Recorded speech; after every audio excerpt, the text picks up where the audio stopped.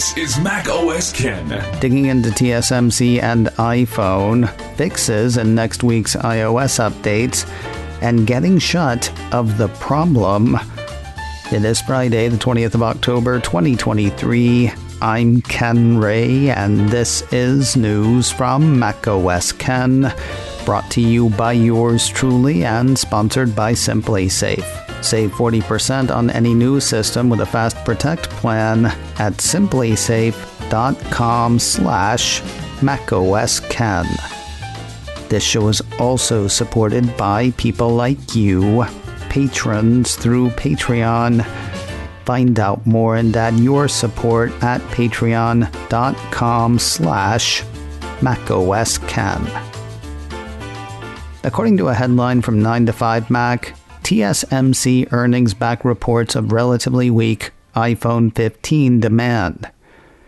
Not sure where they're getting that. The Apple Insider headline, iPhone 15 fails to save TSMC from lowest profits in 5 years, is closer to the truth, I think, though to expect it to do so would be expecting quite a bit. TSMC makes lots of chips for lots of... Wait, let's back up.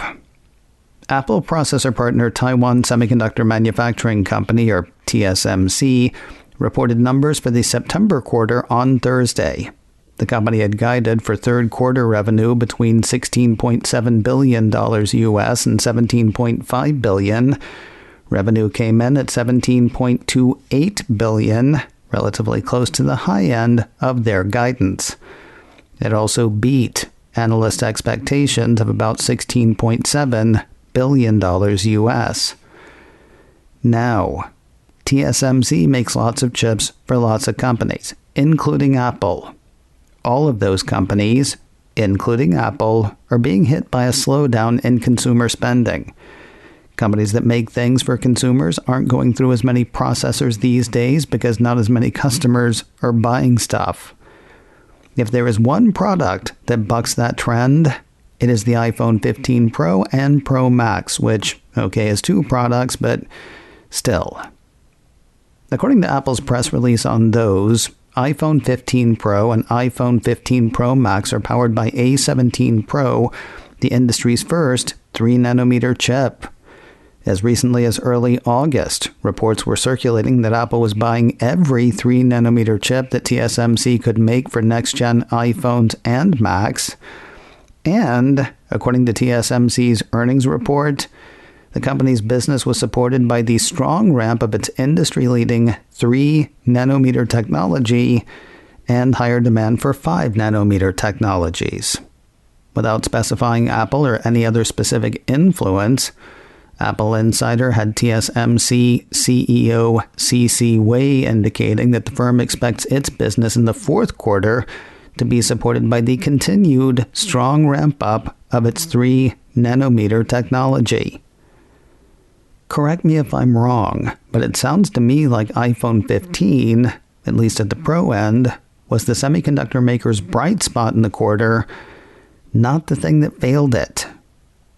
So if it's not iPhone 15 Pro failing TSMC, what went wrong?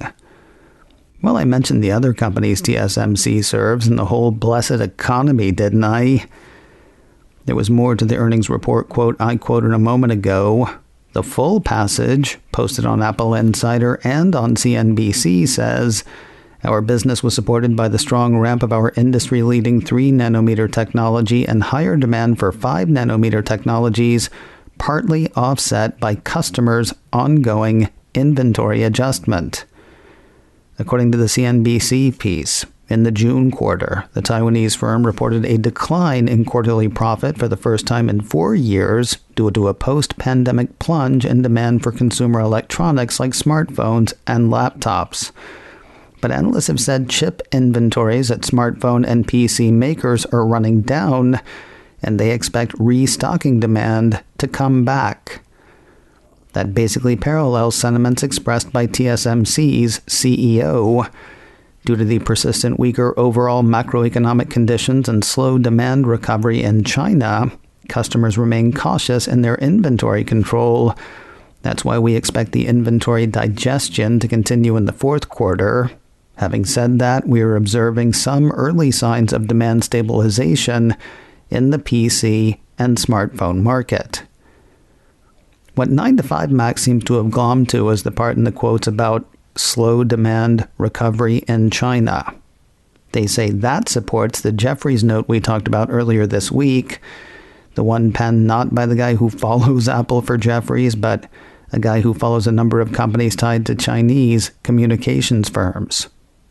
I guess if that's where you want to hang your hat, cool, but you're hanging it on an analyst with a success rate of 43% and an average return of negative 4.9%, supporting it with a phrase about a slow recovery in China, while ignoring the part where the brightest bright in TSMC's dark is the thing reportedly being bought exclusively by Apple for iPhone and the Mac.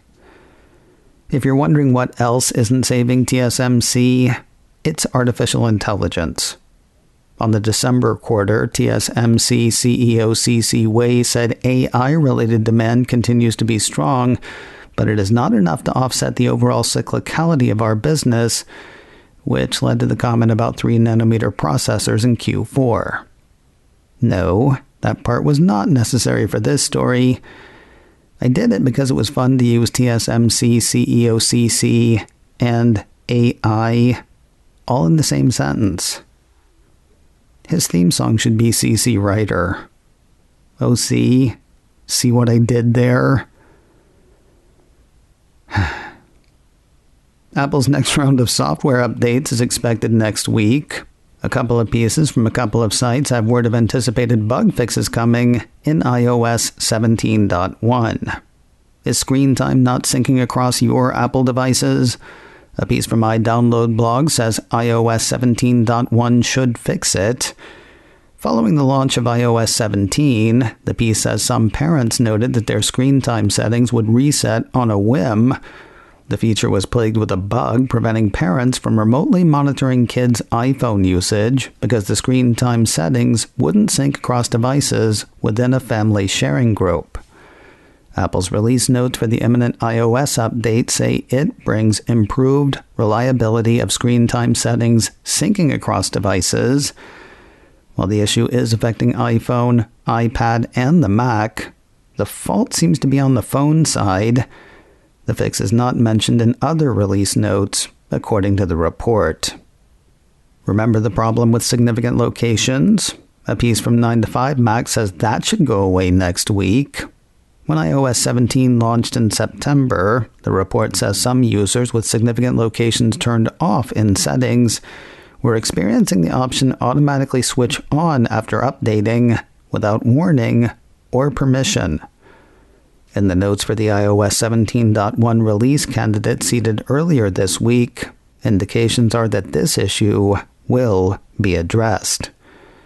And of course, a special version of iOS 17.1 for France should stop users of iPhone 12 from glowing in the dark, though they'll still shine like the lovers they are. More news in a moment. But first, a word from today's sponsor, Simply Safe, the right way to protect your home. Where does the time go? We're carving pumpkins in the next few days, then gearing up for Thanksgiving, then Christmas, then it's a whole new year. It does not get less busy from here. Before things go nuts, consider this great offer from Simply Safe. Right now, you can get a brand new system for 40% off. I'm not looking to scare you about what's in your home and what you have to lose or protect. We don't take precautions because we think something bad will happen. We take precautions in case. If guarding your home against mishaps or bad guys makes sense to you, then this is a deal you need to know about. Simply Safe has comprehensive protection for the whole home, with advanced sensors that detect break-ins, fires, floods, and more. It's powered by 24/7 professional monitoring for less than $1 a day, and it is really simple. I had my system up and running on my own in well under an hour. Satisfaction is backed by SimpliSafe's money-back guarantee. Try it for 60 days risk-free.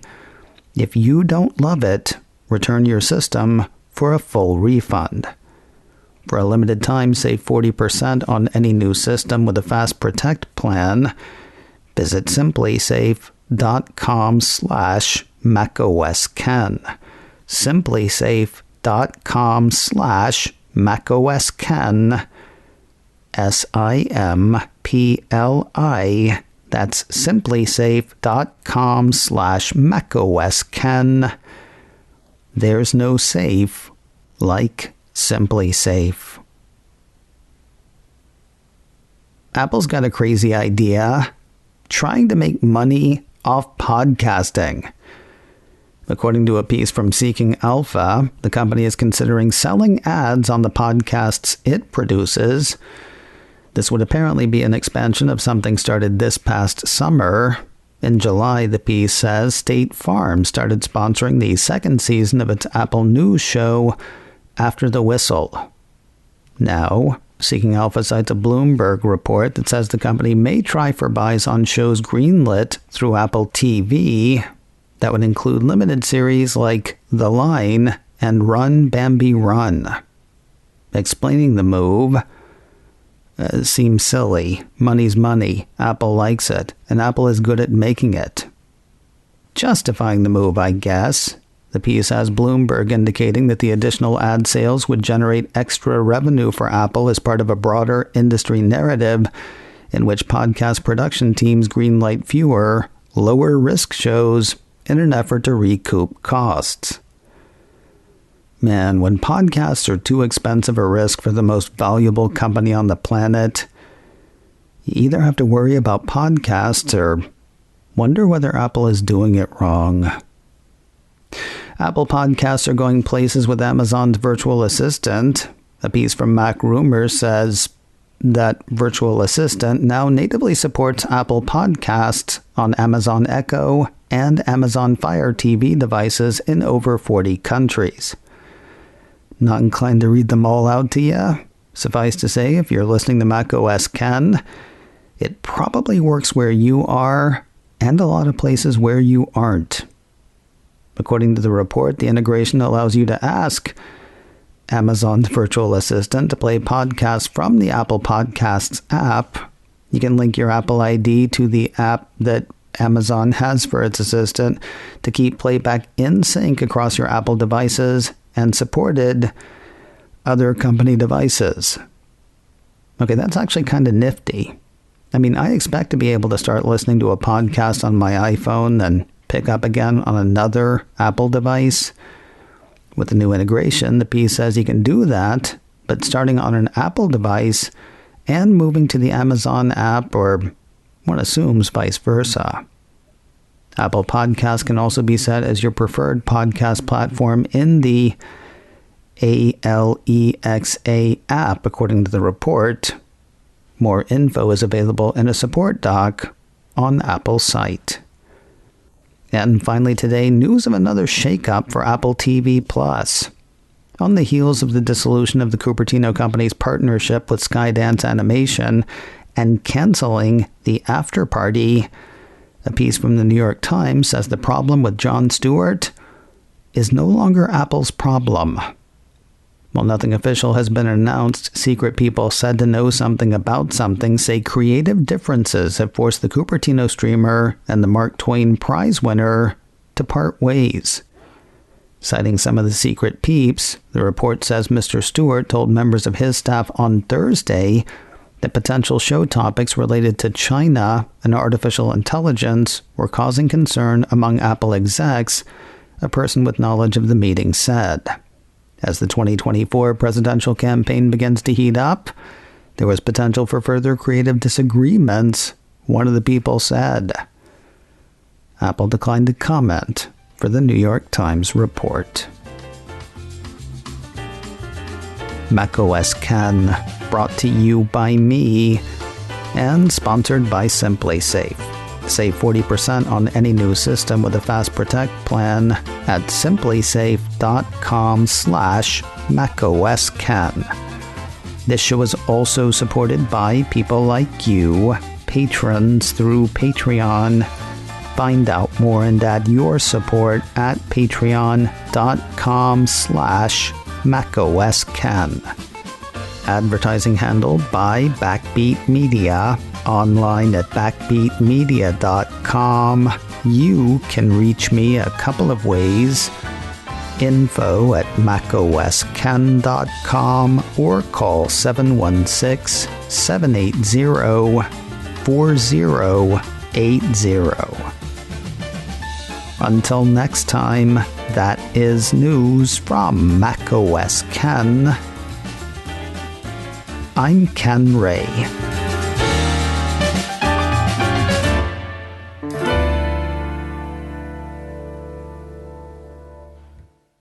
Ciao.